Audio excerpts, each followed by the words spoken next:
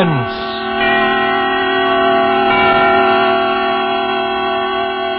Tonight, Roma Wines bring you Miss Mildred Natwick and Mr. Don DeFore as stars of The Furnished Floor, a suspense play produced, edited, and directed for Roma Wines by William Spear. Suspense, radio's outstanding theater of thrills, is presented for your enjoyment by Roma Wines. That's R-O-M-A, Roma Wines. Those excellent California wines that can add so much pleasantness to the way you live, to your happiness in entertaining guests, to your enjoyment of everyday meals. Yes, right now a glassful would be very pleasant, as Roma Wines bring you a remarkable tale of suspense. And with The Furnished Floor, a new study written for suspense by Lucille Fletcher, the author of Sorry, Wrong Number and other distinguished radio plays, and with the performances of Don DeFore as Mr. Jennings and Mildred Natwick as Mrs. Hawkins, Roma Wines hope indeed to keep you in suspense.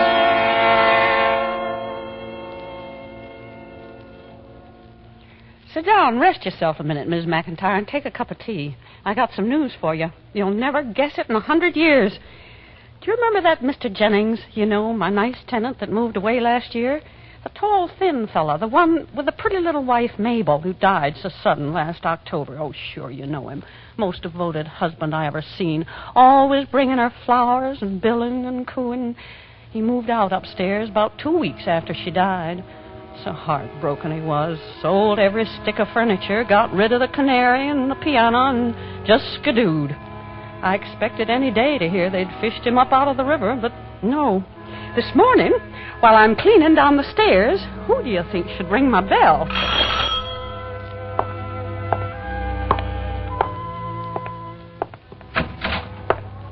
Hello, Mrs. Hawkins. Remember me? Why, it's Mr. Jennings. My, Mr. Jennings, you sure give me a turn. I never expected to see you around this neighborhood again. Well, here I am. How's the upstairs floor? Just as you left it, Mr. Jennings. I haven't rented it to a soul. Well, I want to rent it again. What? You, Mr. Jennings? That's right. I'm setting up housekeeping again.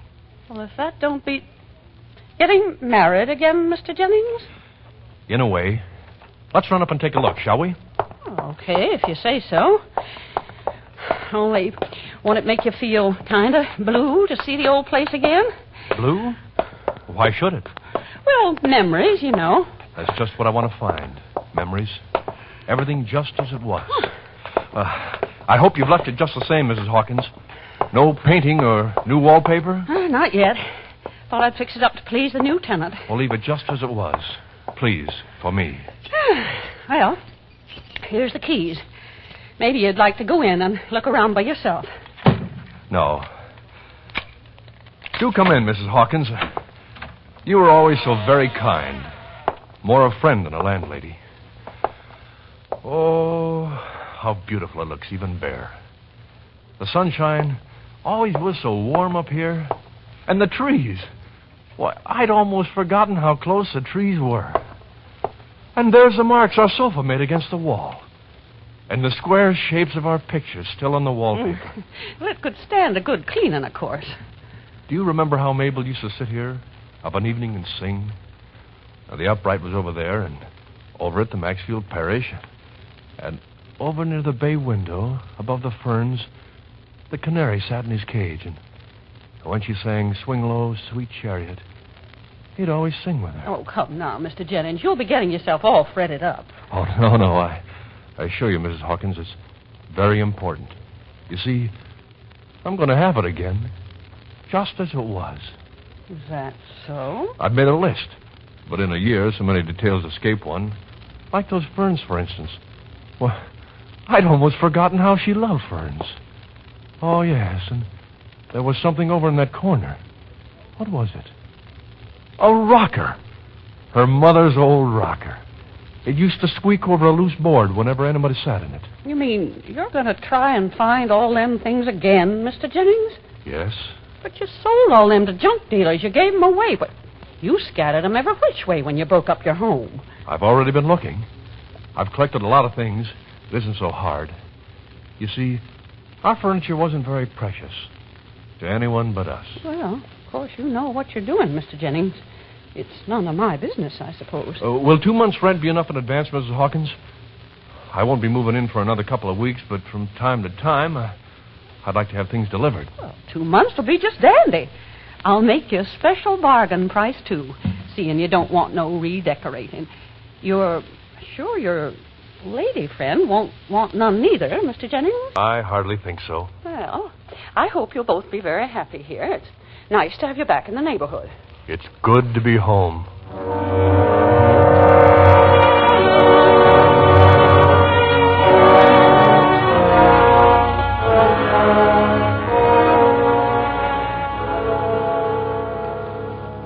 Now, Mrs. McIntyre, what would you have done in my place? I admit it gave me a funny feeling, you know. You would think a man had more respect for the dead, and her dead only less than a year, than to bring a new wife plumb back to the same floor and the same furniture. And I say, what kind of a woman is she, too, to stand for that kind of nonsense? But, of course, it ain't really none of my business. And besides, 2 months' rent, 2 months' rent.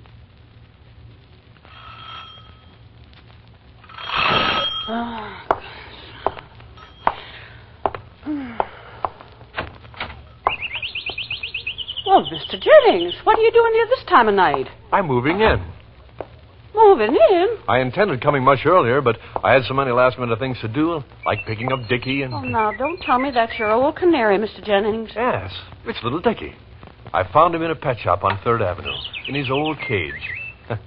He looks pretty chipper, doesn't he? Well, aren't you the one? I'd have thought he'd have died of lonesomeness ages ago. Did all my furniture and things get here, Mrs. Hawkins? Just about. They've been delivering off and on for the last week. You sure got everything back, Mr. Jennings? Well, pretty nearly everything. A couple of rugs are missing, and our old kitchen table, and... Oh, say, I got the piano. I bought the old upright back from the Sunday school. Boy, I've been more than lucky. Miss Hawkins, you won't mind, will you, if I start moving some of it into place tonight? I'll be very quiet. Tonight? Well, it's pretty near midnight, Mr. Jennings. Yes, I know, but I'd have to work all day tomorrow and the next day. You see, there's so little time. Oh, you're expecting her soon? Very soon. Oh, well, if you don't get it done in time, I'll be glad to give you and her a hand when she gets here. Oh, no. It's got to be all ready before she comes. Otherwise, she won't come. You don't say, Mr. Jennings. So, if you don't mind, it'll only be for a few nights. And I won't move any of the heavy pieces after midnight. If you only knew what this means to me, Mrs. Hawkins, how I've waited for months. Is that so, Mr. Jennings? Well, I'm sure glad you found somebody to make a home for you again, and I hope she's the right girl for you and is going to make you happy. Oh, she will, all right. Of course, there are some people I know say a man ought to wait a couple of years, but, well, I was only saying yesterday, certain men are natural-born husbands, and homebodies, they need a home and a woman to look after them. Yes, that's true. Well, good night, Mrs. Hawkins. I'll try not to disturb you. Good night, Mr. Jennings.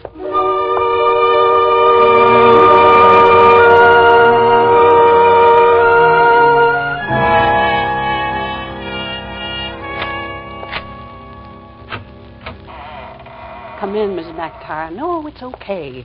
He's at the office. He'll never know we come up. Yeah. Take a look around. Ain't it something?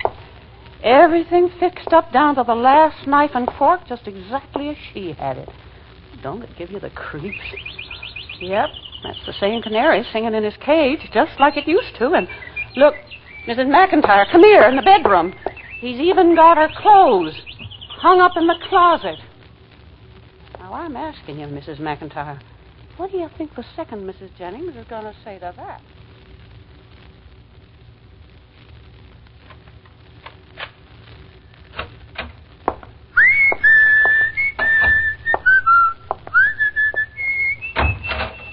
Mr. Jennings?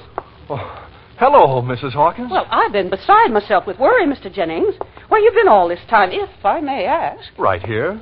Right here? What, didn't you hear us come in? I've been to work all day, of course, but last night, a little after 1. Oh, perhaps you were sleeping. Us? You mean you and... Well, yes. She's come. You mean she's been upstairs all day? Certainly. I haven't heard a sound. Probably she's sleeping. She was very tired. The trip was more exhausting than I dreamed. Well, you might have stopped by and told me on your way to work this morning, Mr. Jennings. Of course, it's none of my business, but I could have at least introduced myself to my own tenant and maybe even helped her out. Oh, it's all right. She doesn't want to see anybody just yet. Oh, no? Well, of course, I wouldn't intrude on your privacy for anything, Mr. Jennings, although I'm sure when the first Mrs. Jennings was alive, we were all friends here. Oh, no, it isn't that. It's only that in these first few days, everything is so new and strange. She's not quite herself. Okay, Mr. Jennings.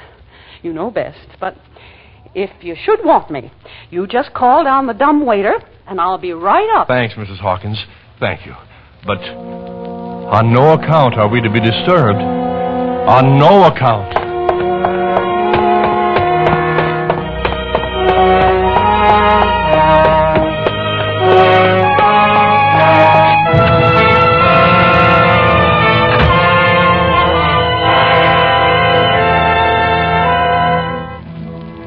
For Suspense, Roma Wines are bringing you as stars Mildred Natwick and Don DeFore in The Furnished Floor by Lucille Fletcher.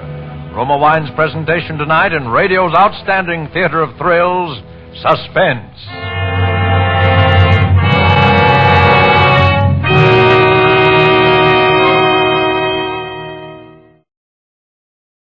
And now Roma Wines bring back to our Hollywood soundstage Don DeFore and Mildred Natwick in The Furnished Floor, a play well calculated to keep you in suspense.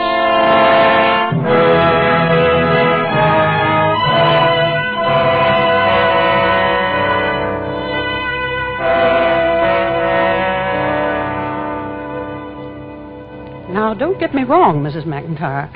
The last thing in the world I am is a busybody, but, well, you know, I don't go out much on account of my heart, and our two floors are kind of close.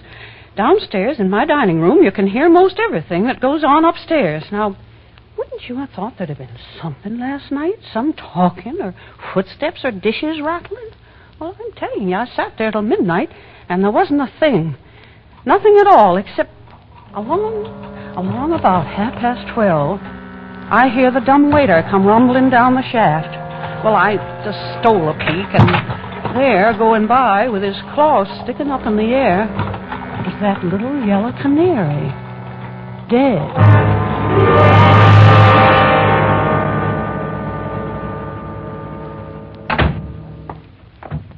Good morning, Mrs. Hawkins. Good morning. And how's Mrs. Jennings today? Wonderful. Feeling a bit better now? Oh, yes. Of course, she's still very weak, but every day I'm sure will make her stronger. I have high hopes for her recovery. You had a doctor in to see her yet? Dr. Rubenstein. My doctor is very good. No. I'm afraid a doctor wouldn't help her.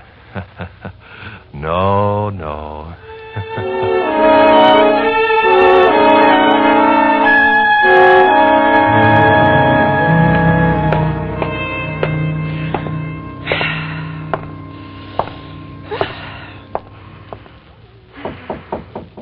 Mrs. Jennings!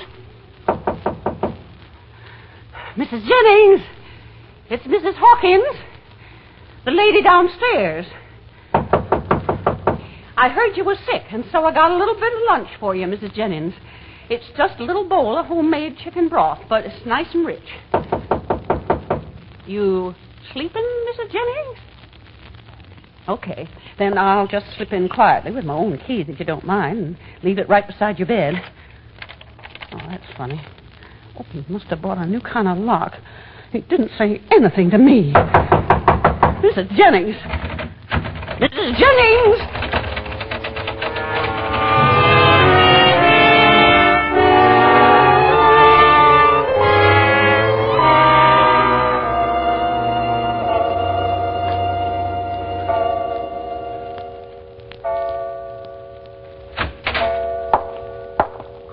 Mr. Jennings? Oh, good evening, Mrs. Hawkins. You got a minute, Mr. Jennings.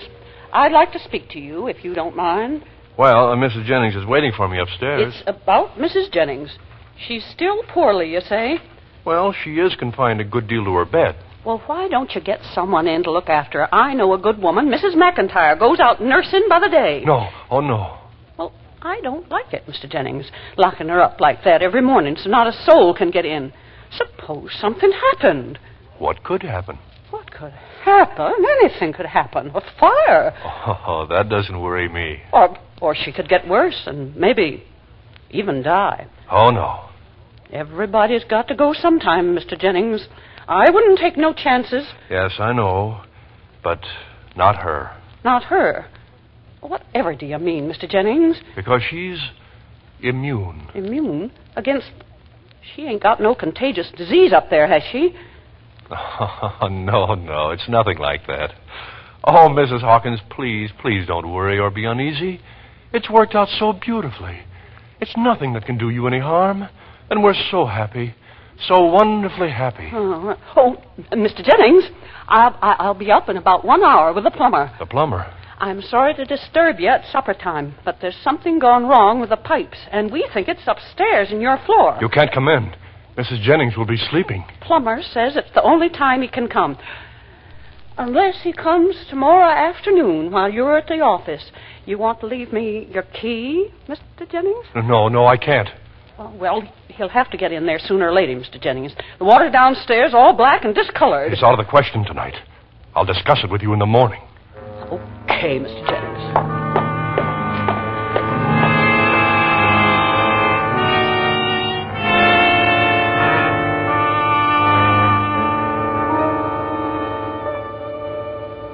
Well, now, Mrs. McIntyre, how would you feel? Your own house going to rack and ruin. You can't even do nothing about it. I ask you, what kind of a thing's he got up there that nobody can see? I tell you, just sitting here in this silent house night after night gives me the creeps. And with my heart what 'tis. Well, anyway, his 2 months' rent's up tomorrow, and I got my mind made up.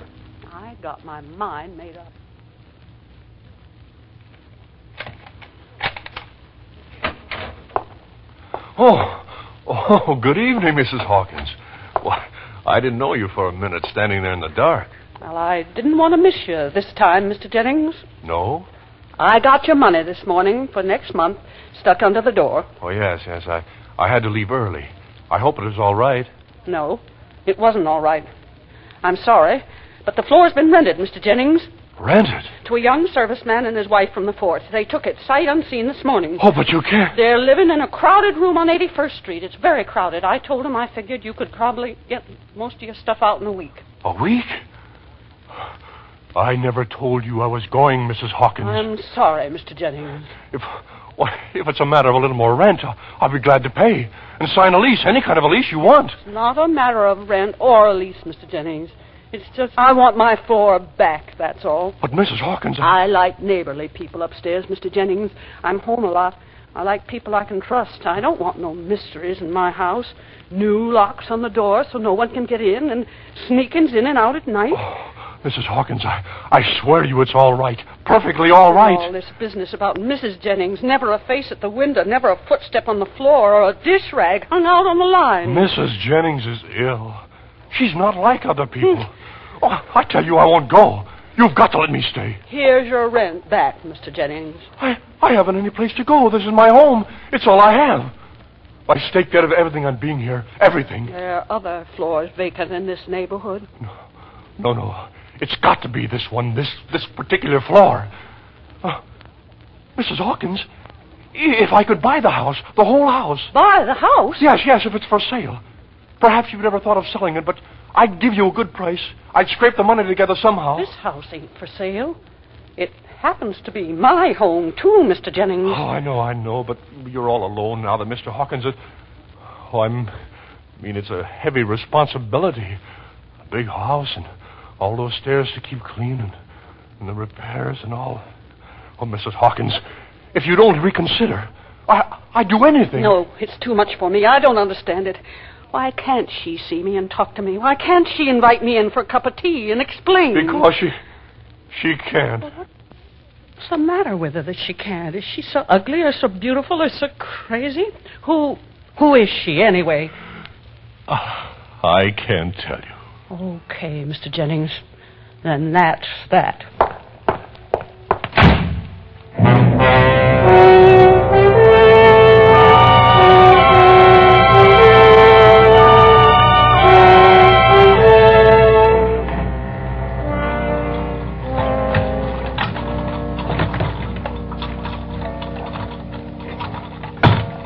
Mrs. Hawkins! Mrs. Hawkins! Yes? I'm here, Mr. Jennings, at the dumbwaiter. Mrs. Hawkins! Yes, Mr. Jennings. What is it? I'm sending you down the key on the dumbwaiter. She wants you to come up. She? Mrs. Jennings. Okay? Got it? Yes? She wants me to come up now, Mr. Jennings? That's right. Well, it's kind of late. If she ain't so well. That's all right. She's feeling much better tonight. She wants to talk to you about the floor before it's too late. Okay.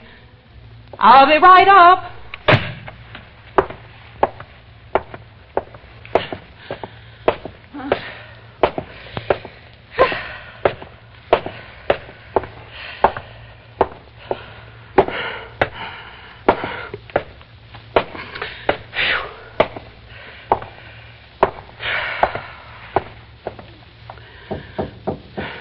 Okay, Mr. Jennings.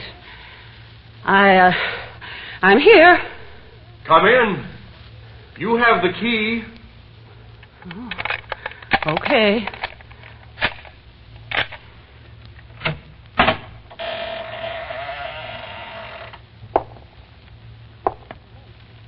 Well, where's your lights, Mr. Jennings? I can't see a thing. I'll light a candle in a moment. Mrs. Jennings prefers the dark. But you know this floor so well, Mrs. Hawkins. Come in. Oh, where are you, Mr. Jennings? Right in here, in the parlor. Sitting on the sofa. Oh.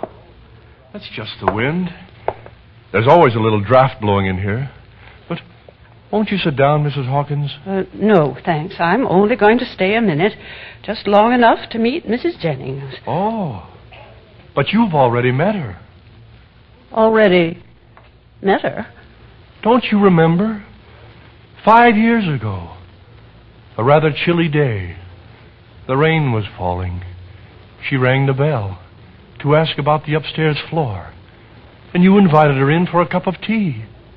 I'm afraid you're mistaken. That was the first Mrs. Jennings. That's what I mean. Oh, no, Mr. Jennings. Now do you understand, Mrs. Hawkins? Now do you know why we couldn't ever go away? We? But there couldn't... Well, the first Mrs. Jennings, it's... I know. You saw her coffin in this very room, didn't you, Mrs. Hawkins? You saw them take her away. I think you even followed out to that cold, dark cemetery. Well, but that... But she couldn't stay away. She pleaded with me in my dreams to bring her back, and I brought her back. Oh, no, Mr. Jennings. Don't say such things. If everything were the same as in the past, she said, we could have the past. If I furnished our old floor with the same things, she'd live here, too. Excuse me, Mr. Jennings. I'm afraid I got No, don't go yet. There's nothing frightening about it. Would you be afraid to look at a forsythia bush that had been asleep all winter? Or a tulip? Or a tree? I ain't afraid, Mr. Jennings. I only... Listen. What? You don't hear it? In the bedroom? The rocking? No. Mabel. Mabel. No. Don't call her. I hear it, Mr. Jennings. Oh, but she wants to meet you. She's always loved you so much. I just as soon... Some other time, Mr. Jennings. The door's locked. It snapped shut behind you. Really, Mrs. Hawkins, don't go. She'll be in a moment. There. She's coming down the hall. Now, let me out of this. Do you hear? Let me out. My heart won't stand it. Oh, here she is. Where? Standing in the doorway, smiling. Oh, my darling. My darling. I don't see nobody. Mrs. Hawkins, she's going to sing for you. Sing for me? This is the first night she's been able to. You remember the old song she used to sing of an evening? Swing low, sweet child? I don't want to hear it. Oh, please, Mrs. Hawkins. She's very timid. You'll frighten her. The dead can't come back. They'd never want to live on this earth again. Go on, Mabel, dearest. Don't mind. You're looking very beautiful tonight, my darling. I like that dress. Do you remember when we bought it? On our first wedding anniversary. Why don't they all come back then? Why couldn't my poor old John... Sit down, dearest. There. Now it seems like old times again. The flower in your hair, the canary singing in his cage. No, it can't. Oh, I told you. My heart. Oh, get a doctor, quick. Your voice was always like a bird's to me. I'll never forget the first time I ever heard it. On an evening in spring at the Calvary Baptist Church. Doctor. Play, dearest, play.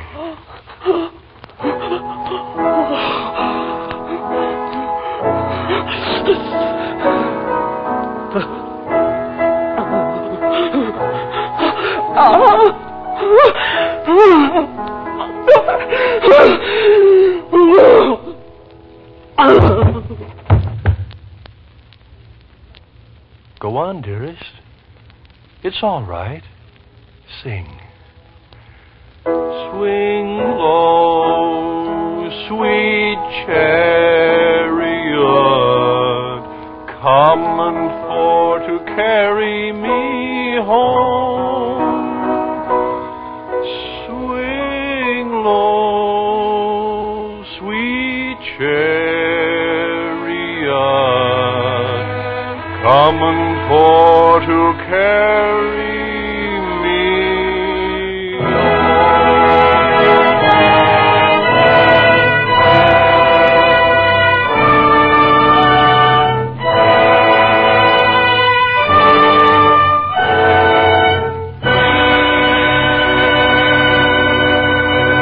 Roma Wines have brought you Mildred Natwick and Don DeFore as stars of The Furnished Floor, tonight's study in Suspense. This is Truman Bradley for Roma Wines, the sponsor of Suspense. And here's a hint on how to make better cocktails. Make them with zestful, full-flavored Roma vermouth.